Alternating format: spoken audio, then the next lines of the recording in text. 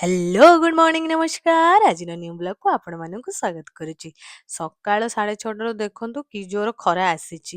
ଭାବିଥିବେ ଦିନଟି ଆଜି କେମିତି ଯିବ ଆଉ। ଦେନ୍ ମୁଁ ଚାଲି ସକାଳୁ କାମ କରିବା ପାଇଁ ଫ୍ରିଜ ଖୋଲିକି କ୍ଷୀର ନେଇଯାଉଛି। କ୍ଷୀର ଗରମ କରିବି, ଝିଅର ଛତୁଆ ଖାଇବ କ୍ଷୀର ଗରମ ହେଲେ। ତା ସାଙ୍ଗକୁ ବସେଇ ଦେଇଛି ଚା ଫୁଟିଗଲାଣି, 2ଟା କପ୍ ରେଡି କରିଦେଇଛି, କୋଇଲ ଗୋଟେ ମୋର ଗୋଟେ। ଆଉ ଏଇ ଯୋଉ ଆବାଜ ଶୁଣି ଶୁଣିକି ଯେ ଚା ପିଇବାର ମଜା ଆଉ କୋଉଠି ମିଳିବ କୁହନ୍ତୁ। ଦେନ୍ ମୁଁ ସକାଳୁ ଏକଲା ବସି ବସି ଚା ଏନ୍ଜୟ କରୁଛି ଆବାଜ ସାଙ୍ଗରେ। ତାପରେ ଛତୁଆ ଗୋଳେଇ ଦେଇଛି, ଝିଅର ଛତୁଆ ଖାଇବ, ଖାଇକି ସେ ବାହାରିଛି ସ୍କୁଲ ରେଡି ହଉଛି। ଦେଖନ୍ତୁ କ୍ୟାମେରାକୁ ଅନେଇକି କି ଯେ କେତେ ପ୍ରକାର ମୁହଁ କରୁଛି ତାର ଠିକ ନାହିଁ।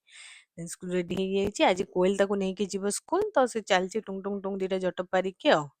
ତାପରେ ମୁଁ ଆସି ଯାଇଥିଲି ଘରେ ସବୁ କାମ କରିବା ପାଇଁ, ଝିଅର ଡ୍ରେସ୍ ସବୁକୁ ମୁଁ ସାଇଜ କରି ରଖି ଦଉଛି। ତାପରେ ମୁଁ ବେଡ୍ ଝାଡ଼ିଦେବି, ବେଡ୍ ପୁରା ଅଳିଆ କରିକି ଯାଇଥିଲା ମୋ ଝିଅ, ତାକୁ ସବୁ ବେଡ୍ ସବୁ ସାଇଜ କରିକି ଝାଡ଼ିକି ରଖୁଛି। ତାପରେ ଗଛରେ ମୁଁ ପାଣି ଦେଇ ଦଉଛି, ଯେହେତୁ 1 ପରେ ଆସିବ ବାଲକୋନିକୁ ଖରା, ଆଉ ଗଛ ସବୁ ଶୁଖିଯିବ, ସେଥିପାଇଁ ସକାଳୁ ମୁଁ ସବୁ ସବୁ ଗଛରେ ପାଣି ଦେଇ ଦଉଛି। ଦେନ୍ ତାପରେ ସେ ତାର ଖରା ଆସୁ ଆଉ। କପଡ଼ା ଗୁଡ଼ାକ ଶୁଖେଇ ଦଉଛି, ସବୁ ଧୋଇଥିଲି ଯେତେକ କପଡ଼ା ବାଲକୋନି ଶୁଖେଇ ଦେଇଛି। ଦେନ୍ ଲଞ୍ଚ ପାଇଁ ଆଜି ମାଛ ତରକାରୀ ଭାତ ହେଇଥିଲା।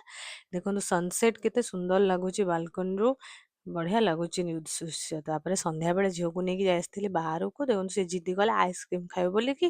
ଦେଖନ୍ତୁ ବସିକି ଦୋକାନରେ ବସି ଆଇସ୍କ୍ରିମ ଖାଉଛି, ମତେ ବି ଖୋଉଛି। ଆଜି ପାଇଁ ଏତିକି, ବାଏ, ଗୁଡ୍ ନାଇଟ୍।